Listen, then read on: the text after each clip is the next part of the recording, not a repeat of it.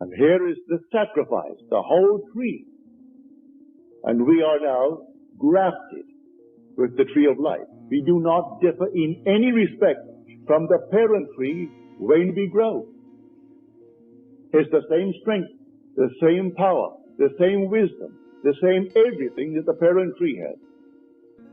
If you ever seen a graft, my mother had wonderful roses, passionately fond of roses. And I can see my mother now, grafting. That was the one job she wanted to do for herself. The gardeners would clean the yard, and they would dig, and they'd fertilize, they'd water. When it came to the grafting, that was mother's choice.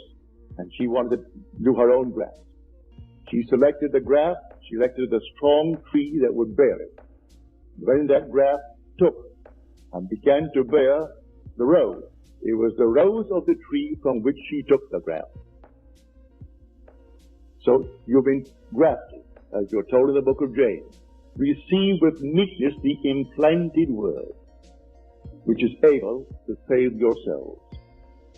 So no longer will you be eating of the tree of knowledge, which is turned down into generation.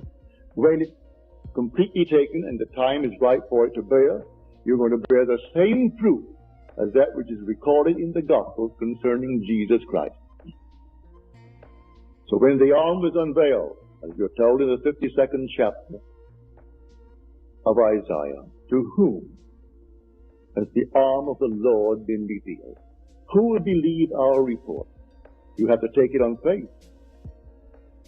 If a man goes into the desert, the wilderness, for 40 days and 40 nights, and he is alone, and he's tempted, and then the evangelists write the temptations down in detail, how would they know unless they were told? How on earth would they know unless they were told by the one who had the experience? How would anyone know the experience of the descending dove unless told, when it's actually told in the book of Mark, the earliest gospel, that it was seen by him alone? No one saw or experienced it but the one who had the experience. So he had to tell it. I have told you the experience.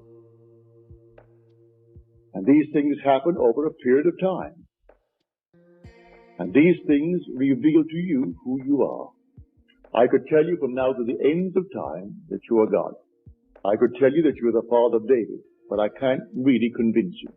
You have to have the experience, and the experience you will have.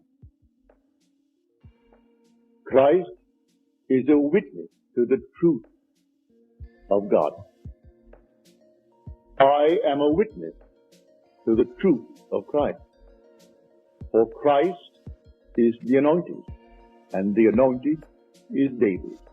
I have found David. With my holy oil, I have anointed him. And there is the Christ child. There is the Christ youth. Forever and forever, he plays that part. And one day, when you awake, you are the Lord.